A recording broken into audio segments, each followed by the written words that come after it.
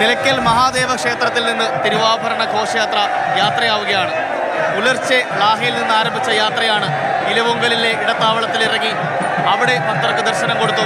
ഇപ്പോൾ ഇതാ നിലയ്ക്കൽ മഹാദേവ ക്ഷേത്രത്തിൽ ആയിരങ്ങൾ സാക്ഷിയായി തിരുവാഭരണ ഘോഷയാത്ര യാത്രയാവുകയാണ്.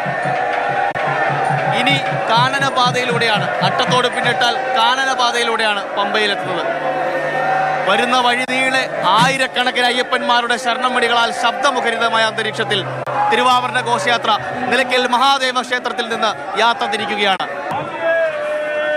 ശബരി പാതയുടെ ഇരുവശത്തുമായി ഒരുങ്ങുന്ന പതിനായിരക്കണക്കിന് ഭക്തരെ സാക്ഷിയാക്കി, ഇരുവശത്തുമായി ഒരുങ്ങുന്ന പതിനായിരക്കണക്കിന് ഭക്തരുടെ ശബ്ദമുഖരിതമായ ശരണമണികളാൽ ശബ്ദമുഖരിതമായ അന്തരീക്ഷത്തിൽ പതിനായിരക്കണക്കിന് ഭക്തരെ സാക്ഷിയാക്കി യാത്രയാവുകയാണ് തിരുവാഭരണ ഘോഷയാത്ര. ഇനി കാനനപാതയിലൂടെ സന്നിധാനത്തേക്കാണ്.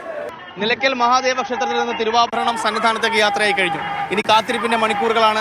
മകരജ്യോതി ദർശനത്തിനായി എല്ലായിടത്തും ശബരി പാതയിലുടനീളം ഭക്തർ കാത്തു നിൽക്കുകയാണ്. നിലയ്ക്കലും ഒരുപാട് ഭക്തരുണ്ട്, ആയിരക്കണക്കിന് ഭക്തരുണ്ടെങ്കിലും തിക്കും തിരക്കുമൊന്നും വലുതായില്ല. പേടിക്കേണ്ട സാഹചര്യം ഒന്നും തന്നെയില്ല. നിയന്ത്രണങ്ങളും അതനുസരിച്ചാണ്. സന്നിധാനത്തിലെ തിരക്കനുസരിച്ചായിരിക്കും നിലയ്ക്കലും വാഹനങ്ങളും ഭക്തരെയും ഉൾപ്പെടെ നിയന്ത്രിക്കുക. നിലവിൽ സാധാരണഗതിയിൽ വളരെ മികച്ച രീതിയിലാണ് തീർത്ഥാടനം പോകുന്നത്. മകരവിളക്കിന്റെ കാത്തിരിപ്പിന്റെ മണിക്കൂറുകളാണ്. നിലയ്ക്കലും അതിനായുള്ള കാത്തിരിപ്പാണ്. ക്യാമറമാൻ ശരത്തമ്പാട്ടുകാവിനൊപ്പം ആദിത്യൻ ഓമനക്കുട്ടൻ,